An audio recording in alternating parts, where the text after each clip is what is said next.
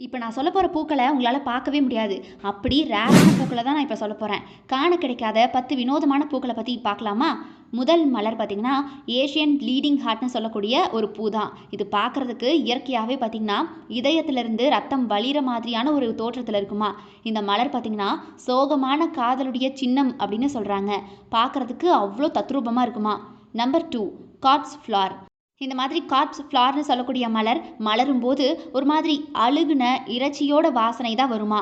ஆனால் இது பாருங்க பார்க்குறதுக்கு வித்தியாசமாக இருக்கும். இது இந்தோனேஷியாவுடைய மலைக்காடுகள் அதிகமாக பார்க்கப்படுதுன்னு சொல்கிறாங்க. 2 to 3 வருஷங்களுக்குள்ள ஒரு முறை மட்டும்தான், 2 to 3 நாட்களுக்குள்ள மட்டுமே இந்த பூ பூக்குமா. ரொம்ப ரொம்ப ரேரான பூ இது.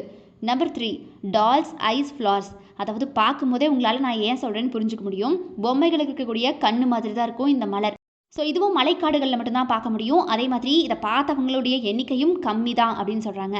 நம்பர் 4 மங்கி ஆர்ச்சிட். ஸோ இது பேரில் சொன்ன மாதிரியே இது பார்க்குறதுக்கு குரங்கு முகத்தை பார்க்குற மாதிரி இருக்கும். இந்த மலர் மலரும் போது ஆரஞ்சு பழ வாசனையோடு இருக்குமா. இது உலகத்திலேயே ரொம்ப ரொம்ப அரிதான மலர் அப்படின்னு சொல்கிறாங்க. Number 5 ghost orchid. இந்த மலர் பார்க்குறதுக்கு வெள்ளை நிறத்தில் ரொம்ப அழகாக இருக்கும். ஆனால் கொஞ்சம் வித்தியாசமாக இருக்கும். இதோடைய இலைகள் இல்லாத காரணத்தினால இந்த மலர் மலரும் சமயத்தில் மிதக்கிற மாதிரி ஒரு பிம்பத்தை கொடுக்குமா. Number 6 bird of paradise. இந்த மலர் பார்க்குறதுக்கு வண்ணமயமாகவும் பறவைகள் மாதிரியான உருவத்திலையும் இருக்குமா. ஸோ அதனாலேயே பறவைகள் இதனால் கவரப்பட்டு இந்த மலருக்கு வருமா. அப்படித்தான் மகரந்த சேர்க்கை நடக்குது அப்படின்னு சொல்கிறாங்க. நம்பர் 7 இது பார்த்திங்கன்னா ஸ்னேக் ஃப்ளோர் அப்படின்னு சொல்லுவாங்க. அதே மாதிரி கோப்ரா லில்லி ஃப்ளோர்னு சொல்லுவாங்க. பாம்பு படம் எடுத்து ஆடுனா எப்படி இருக்கும், நம்மளை கொத்த வந்தால் எப்படி இருக்கும். ஸோ அதே மாதிரியான ஒரு நிலையில தான் இந்த கோப்ரா லில்லி ஃப்ளோரும் இருக்கும். இது லில்லி குடும்பத்தை சேர்ந்த மலரே கிடையாது. இந்த மலர் பார்க்குறதுக்கு அப்படி இருக்குது, அவ்வளவுதான். இந்த மலர் மலர்ந்தால் மழைக்காலம் தொடங்கிருச்சு அப்படிங்கிற அர்த்தம் ஆகுமா.